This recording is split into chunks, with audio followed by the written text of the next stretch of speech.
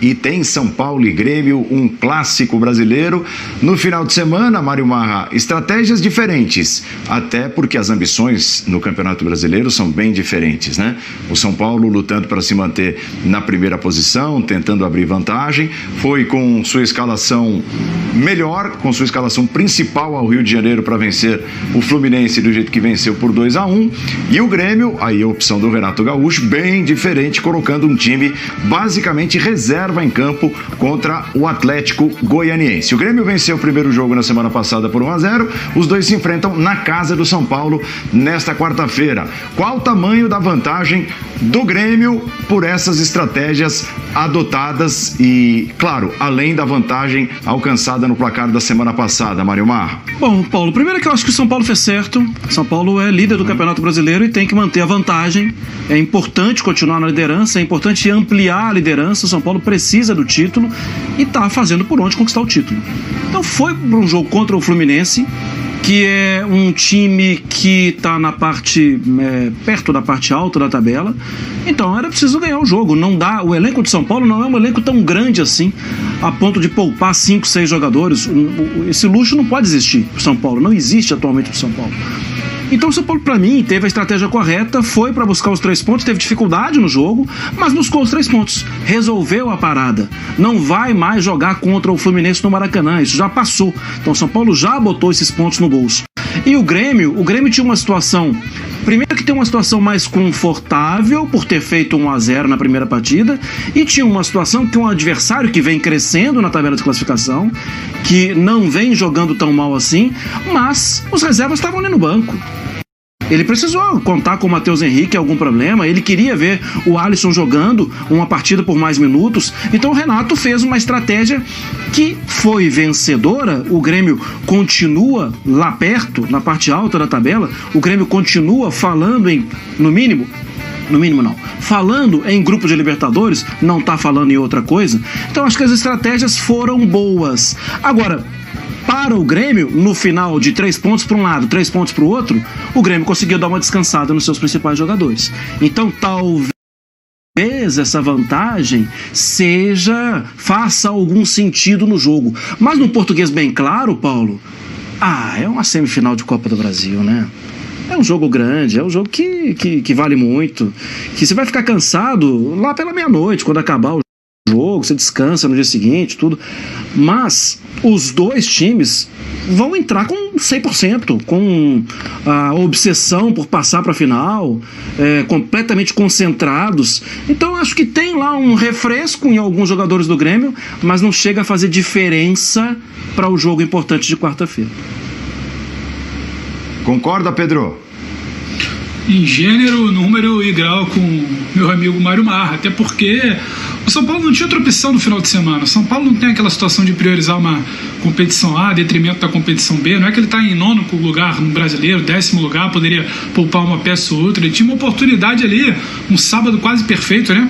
Ainda que o Atlético tenha vencido, mas o Flamengo tropeçando, ele poder ampliar sua vantagem para 7 pontos, 11 rodadas, 12 para o Flamengo faltando no Campeonato Brasileiro. Não via muita opção diferente de secar, segurar talvez ali alguém no sábado por conta da quarta-feira. O ambiente todo que tem na quarta-feira de decisão, ele acaba equiparando qualquer situação, e o jogo do São Paulo passa muito por uma situação de repetição. O Fernando Diniz deixou muito claro nos últimos meses, ele tinha uma ideia fixa na cabeça, por muitos momentos se debateu se deveria poupar, se não deveria poupar, se poderia, aquele jogo, se eu não me engano, no La Luz, né, da Sul-Americana, que não era exatamente uma prioridade, se deveria sacar, ele não sacou, ele conseguiu construir essa base, esse entendimento, esse time que hoje se funciona muito bem dentro de campo a partir da repetição, em que pese que o cansaço poderia ter sido um preço a se pagar em algum momento. Por enquanto, entendo que não. Talvez no segundo tempo, em algum momento de jogo contra o Fluminense, mas não. Até começou muito intenso. Mas assim, então, a base da ideia do Fernando Diniz é essa repetição, o mesmo time sempre em campo. E para chegar forte na quarta-feira, numa semifinal, obviamente ele teria que fortalecer, não poderia abrir mão do Campeonato Brasileiro. Vamos pensar até um pouco mais para frente. Cansou na quarta-feira, tira um pouco o pé do acelerador. O mês de janeiro talvez proporcione um calendário um pouco melhor para o São Paulo. Final da Copa do Brasil, caso avance, é só em fevereiro. Então, não acho que deveria ter poupado, não acho que a dinâmica deveria ser outra. Pode fazer uma mínima diferença, talvez ali em minutos finais, mas acho que a entrega, a necessidade, a vontade de uma semifinal de Copa do Brasil pode acabar compensando um mínimo esforço. Não acho que vai ser algo preponderante nesse duelo aí de quarta-feira não, Paulo. E que tipo de jogo você imagina que teremos no Morumbi, Vitor Birner? São Paulo com iniciativa. A minha dúvida é se o Grêmio faz a marcação avançada ou mais recuada. Quando o Grêmio conseguir fazer essa marcação adiantada no jogo de Campeonato Brasileiro, o Grêmio foi bem melhor que o São Paulo.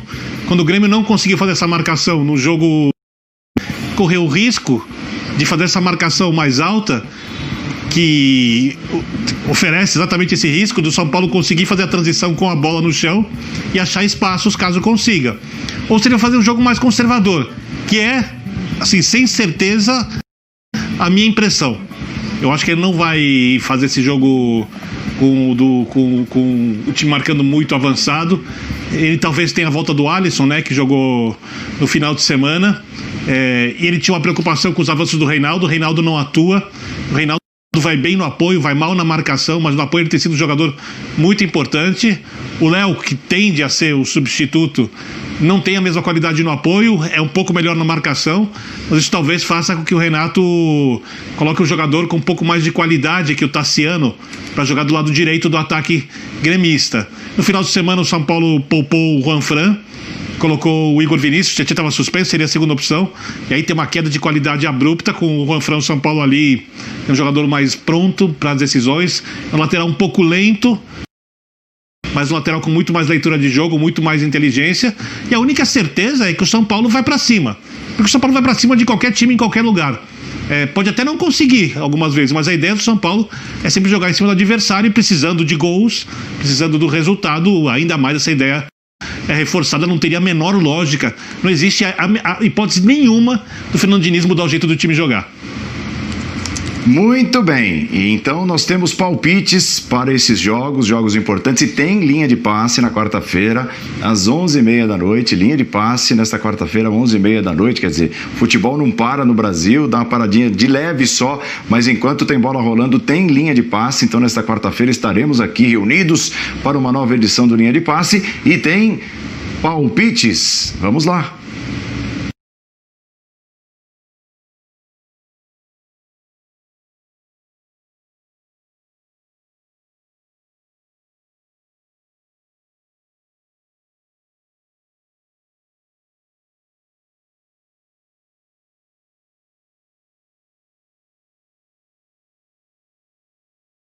Paulo, o Marra acredita no mística.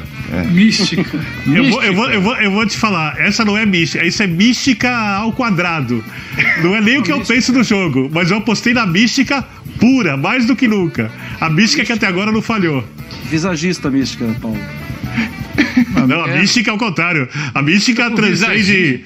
A mística transcende a estética, a mística transcende a lógica, a mística transcende a matemática. Mas cá, a mística é muito anterior a isso. Mas com visagismo ela fica muito melhor, né? Fica. É outra mística, amigo, diria outra. Vamos agora, que mais? Vamos lá então. Próximos palpites. Próximos palpites.